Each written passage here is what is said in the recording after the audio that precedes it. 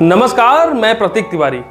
सरकार द्वारा single use plastic पर प्रतिबंध के बावजूद बाजारों में यह धड़ल्ले से बिक रही है। कार्रवाई का सारा बोझ छोटे दुकानदारों पर डाला जाता है, जबकि असली स्रोत प्लास्टिक बनाने वाली फैक्ट्रियां बिना रोक टोक के चल रही हैं। यही है नीतियों की असली विफलता, जो हम आज के अपने इस विश्लेषण में करेंगे।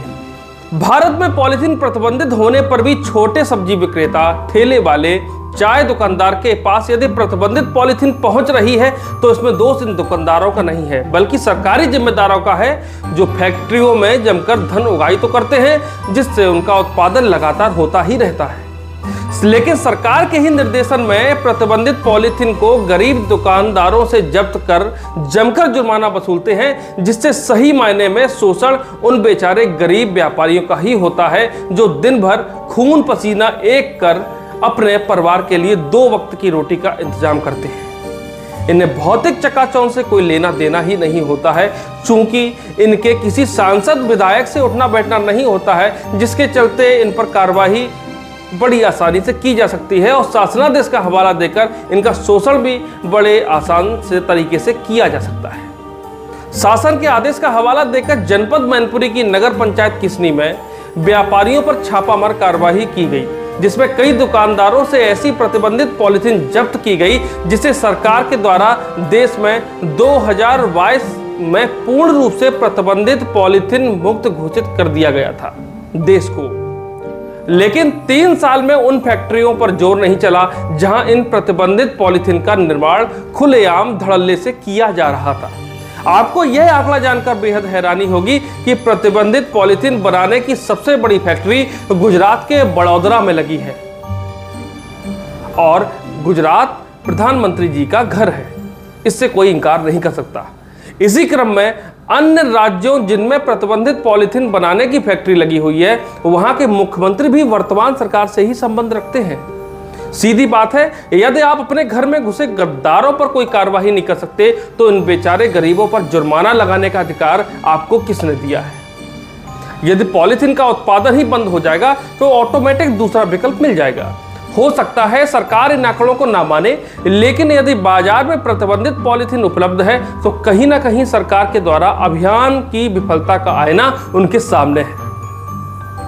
एसडीएम किसनी गोपाल शर्मा और अधिशासी अधिकारी के नेतृत्व में जब प्रतिबंधित पन्नी के विरुद्ध शासनादेश के आधार पर पॉलीथीन जब्तीकरण की कार्रवाई करते हुए 3000 रुपए तक का जुर्माना लगाया गया, तो इस पर व्यापारियों ने एकजुट होकर तहसील परिसर में एसडीएम किसनी का घेराव किया और सरकार के दोहरे मापदंड के विरुद्ध आवाज बुलंद की।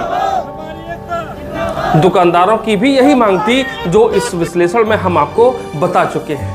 फैक्ट्री बंद करो, निर्माण बंद करो और जो जुर्माना लिया गया है उसे वापस करो। एसडीएम ने भी वही किया जो उनकी जगह कोई भी होता वो यही करता। उन्होंने शासनादेश दिखाकर अपने अधिकारों के सीमित दायरे को दर्शाया। कहा, मैं कुछ नहीं कर सकता हूं, ये शासन का आदेश है। हालांकि यूपी खबर ऑफिशियल विश्लेषण आधारित खबरों की सटीकता को ही मानता है, लेकिन फिर भी यदि किसी का नाम लेना पड़ रहा है तो कहीं ना कहीं समाज हित में उस व्यक्ति का योगदान रहा होगा।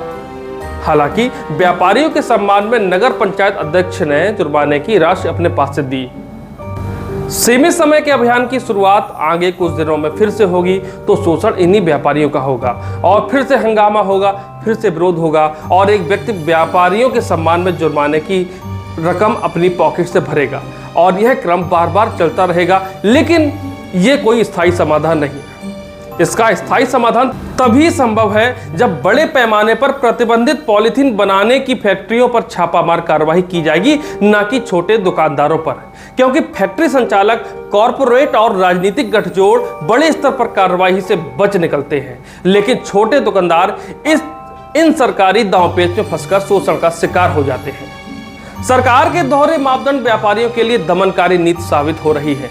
ये टॉप डाउन नीति बनकर ही रह गई है, जिसकी जमीन पर कोई ठोस तैयारी नहीं है। इसका मतलब है कि प्रशासनिक कार्यवाही सहूलियत देखकर होती है, ना कि सच्चाई देखकर। आज के विश्लेषण में इतना ही। तब तक के लिए बने रहिए हमारे साथ। प्रतीक तिवारी, यूपी खबर ऑफिशियल एंड अहम भारत समाचार।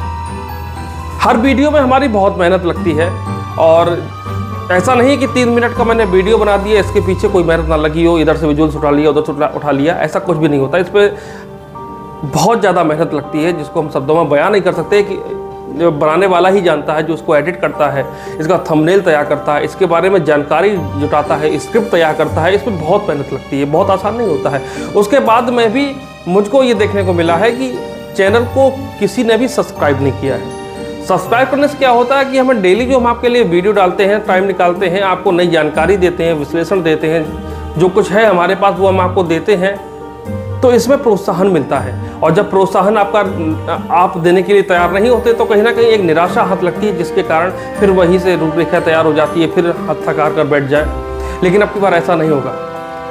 लगातार वीडियो पढ़ेंगे, एनालिटिकल बेस्ड वीडियो पढ़ेंगे, सरकार के ऊपर सवाल उठाए जाएंगे, पूरे तंत्र के ऊपर सवाल उठाए जाएंगे, जो गलत होगा उसमें सुधार की कुछ व्यवस्थाएं भी की जाएंगी। लेकिन यदि आपका सपोर्ट नहीं मिलेगा तो इससे चैनल बिल्कुल भी ग्रोथ नहीं करेगा। तो आपसे रिक्वेस्ट है कि चैनल को सब्सक्राइब करें, भले ही लाइक ना करें, कमेंट ना करें, लेकिन सब्सक्राइब करने से ये हो जाता है कि हाँ चलो लोग देख रहे हैं, पसंद कर रहे हैं। अगर हमारा सब्सक्राइबर काउंट अगर हमारा उतना ही है जितना पहले था, तो कहीं ना कहीं निराशा हमारे हाथ लगती है। हमको भी ठीक नहीं लगता है ये सारा कहने में। पहली बार मैं आपसे कह रहा हूँ, ये कभी भी किसी वीडियो मैंने सब्सक्राइब के लिए नहीं कहा है। धन्यवाद।